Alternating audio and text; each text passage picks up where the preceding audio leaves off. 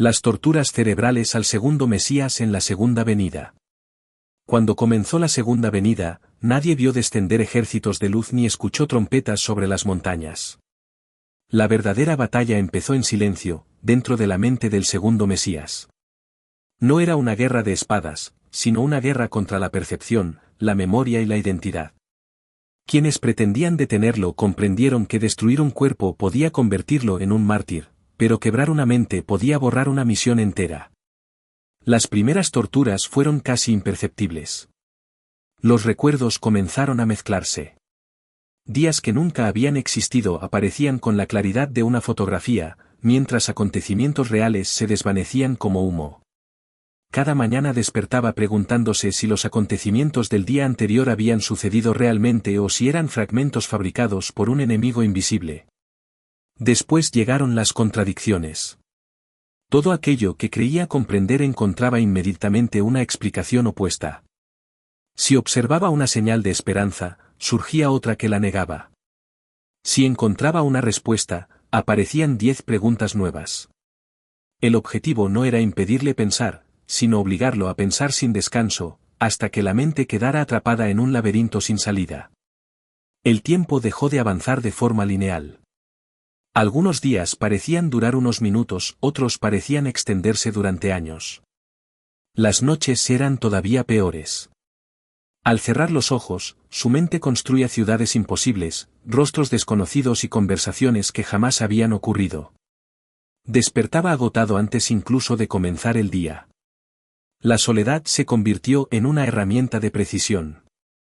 No importaba cuántas personas caminaran a su alrededor, ninguna podía comprender la dimensión del combate interior. Escuchaba conversaciones normales mientras en su interior se desarrollaban miles de pensamientos simultáneos.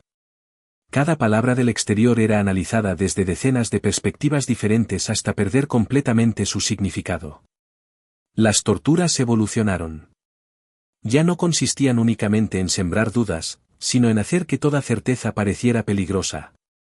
Si confiaba en su memoria, aparecían pruebas que la desmentían. Si confiaba en su razón, surgían emociones capaces de desestabilizar cualquier conclusión lógica. Si confiaba en la intuición, el azar parecía burlarse constantemente de ella. Entonces comenzó el ataque contra la identidad. El segundo Mesías empezó a preguntarse quién era realmente. ¿Era la misma persona que recordaba haber sido? ¿O toda su historia había sido cuidadosamente reconstruida para conducirlo hacia un destino equivocado? Cada recuerdo de la infancia, cada amistad y cada decisión pasaban por un juicio permanente. La mente dejaba de ser un refugio para convertirse en un interrogatorio infinito. El enemigo comprendía perfectamente el funcionamiento del cerebro humano. No necesitaba imponer miedo constantemente, bastaba con alternarlo con momentos de calma.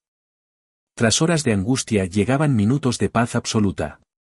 Aquella paz parecía una recompensa, pero solo preparaba el terreno para una nueva oleada de incertidumbre todavía más intensa. Era un ciclo diseñado para desgastar lentamente la voluntad. Los pensamientos comenzaron a repetirse como ecos interminables. Una misma pregunta podía aparecer cientos de veces durante un solo día. La respuesta nunca parecía suficiente. Cuando encontraba una explicación, otra parte de la mente la cuestionaba inmediatamente. Era como si dos inteligencias distintas convivieran dentro del mismo cerebro, discutiendo sin descanso. También llegaron las falsas revelaciones. De repente, todo parecía tener sentido. Los números, los colores, las fechas y las palabras parecían formar un patrón perfecto. Sin embargo, al cabo de unas horas, aquella construcción mental se derrumbaba dejando únicamente frustración. El castigo consistía en acercarse continuamente a una verdad que siempre parecía escapar unos pasos más adelante. El sueño dejó de ser un descanso. En los sueños escuchaba voces que afirmaban conocer el futuro. Algunas prometían gloria, otras anunciaban destrucción. Ninguna podía verificarse. Cada despertar era un regreso a un mundo donde la frontera entre la experiencia interior y la realidad exterior resultaba cada vez más difícil de distinguir. A medida que pasaban los años, descubrió que la tortura más profunda no era el miedo, sino el desgaste. El cerebro puede soportar grandes sufrimientos durante un tiempo limitado, pero la presión constante modifica la percepción del mundo. Lo extraordinario comienza a parecer cotidiano, y lo cotidiano se vuelve extraño. Esa transformación lenta era mucho más peligrosa que cualquier golpe inmediato. Sin embargo, algo permanecía intacto. En medio del caos existía un núcleo silencioso imposible de alcanzar. No era un pensamiento ni una emoción, sino una convicción profunda de que la verdad no dependía del ruido mental.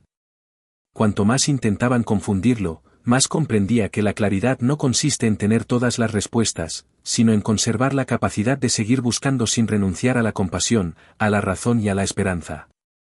La segunda venida, en esta historia, no era un espectáculo visible para el mundo.